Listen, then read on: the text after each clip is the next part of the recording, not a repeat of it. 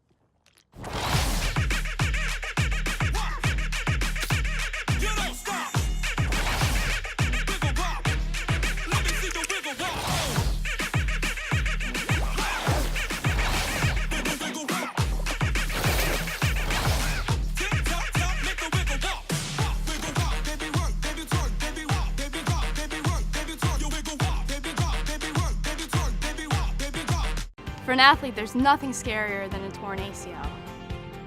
Athletes trust us with their care and their careers because we're a recognized leader in sports medicine. Get back to your active life sooner with MedStar Sports Medicine.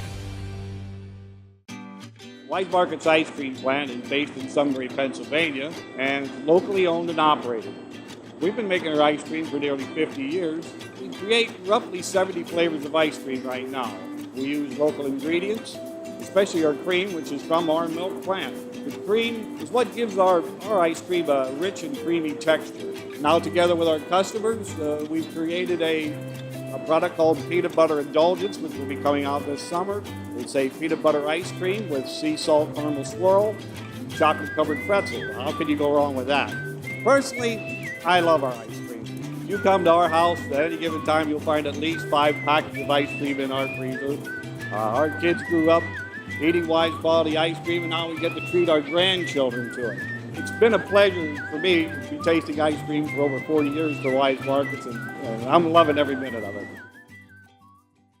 Hello and welcome to the Tiger Lacrosse Report. I'm your host, Spiro Morekas. The Tigers had 2 games last week. They went 1-1, losing to the Greyhounds of Loyola by a score of 11-7, and then beating UMBC on Saturday afternoon. Let's take a look at the highlights. Lynch coming down the right side. He moves in. He shoots and scores.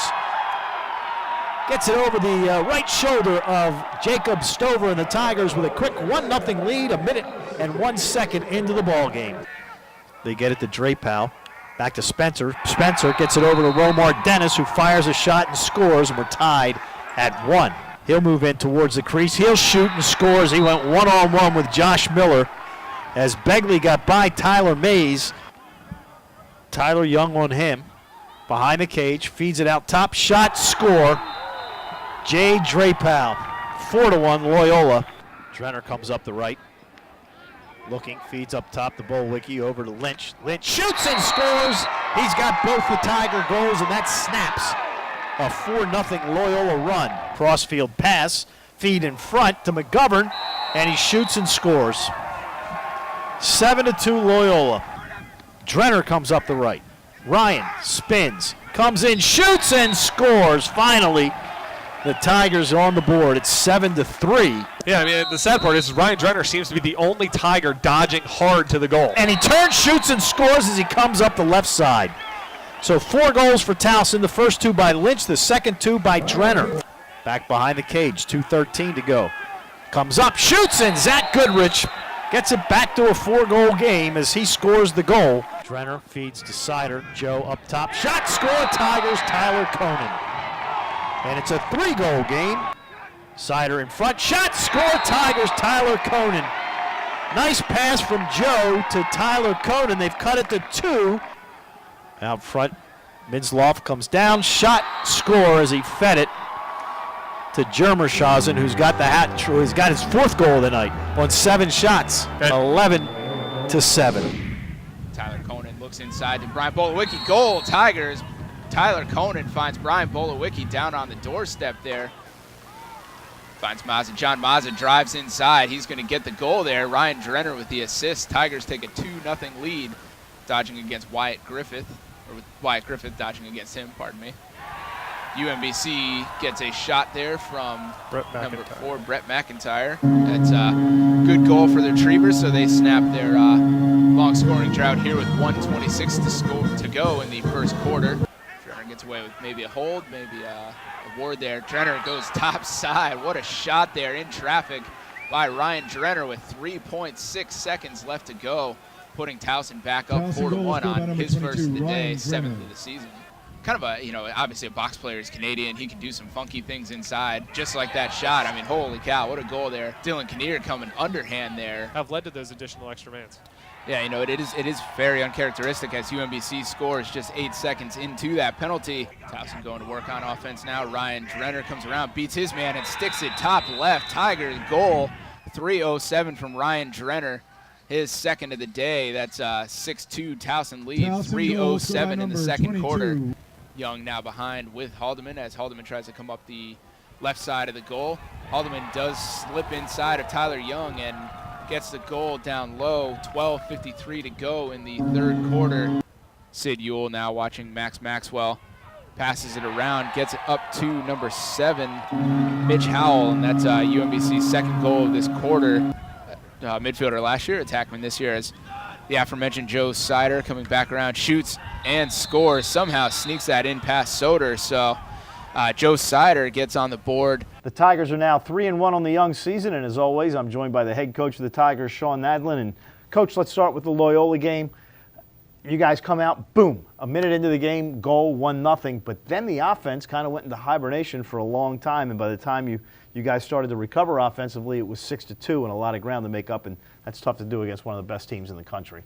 It is tough, when you dig yourself a hole. It's frustrating, and it wasn't that we weren't getting opportunities, we just weren't capitalized on them. And to Loyola's credit, they played well defensively, I thought, but not great. We still were able to generate a lot of looks that we wanted.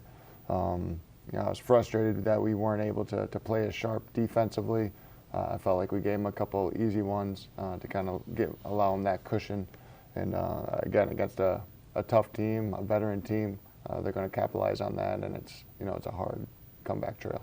One of the bright spots from that game, though, was Alex Woodall, your face-off man, who did better than 50-50 against Savio, who's one of the best face-off men in the country. That had to be an encouraging sign for you. It was nice. I didn't feel like yes, he had a better day statistically, but I still felt like we weren't getting clear advantage. Their wings are very good, and we were able to get the ball, able to get some possession, but we also coughed it up a couple times, which wasn't great.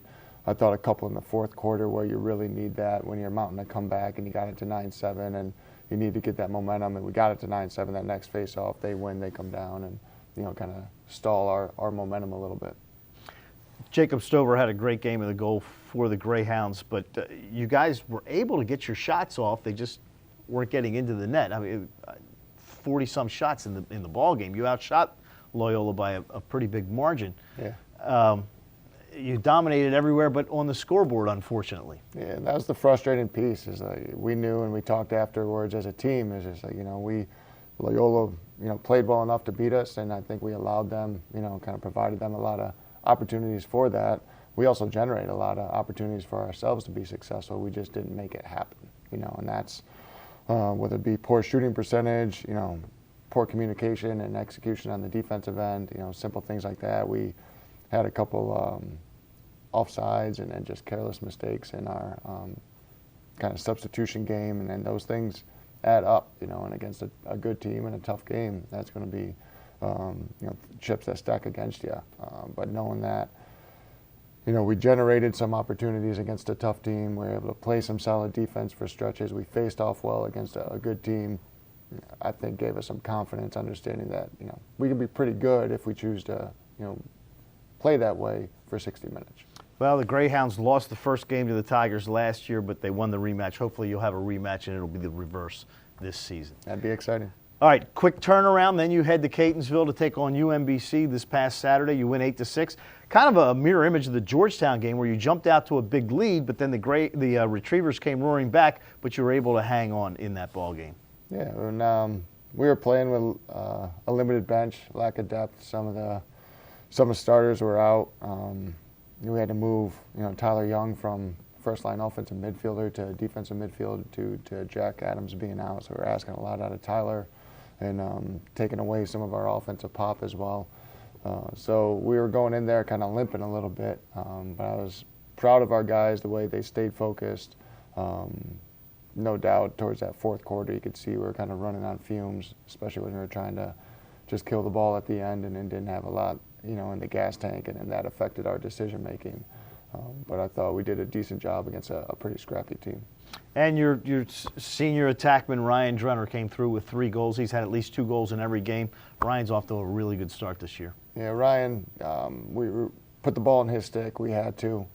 Just the way the game was going, we needed him to have the ball in the stick, make the decisions, and then make the plays. And fortunately, he stepped up to the challenge, which we're not surprised at. He's a guy that loves to have the ball and make plays and then be the quarterback. And he was excited about that. And the other guys played off him well, and we got some nice goals from other guys at times. Joe in that third quarter came back into the lineup and then got us a nice one there, and Kinnear. So it was good to see those guys chip in, but Ryan definitely took charge. And John Mazza, who had the 6 goals early on in the season, he came up with a couple against the Retrievers. Yeah, and Johnny's a guy that's continuing to figure out his role in our offense, whether it be at attack or midfield, and understanding what he needs to do to be effective on the field, where he needs to be at certain times, and learning the different roles. All right, that will do it for us today on the Tiger Lacrosse Report. Join us next time when we will preview the Tigers game against the Blue Jays of Johns Hopkins. For head coach Shawn Nadelen, I'm Spiro Morekas. Thanks for watching, and as always, go Tigers.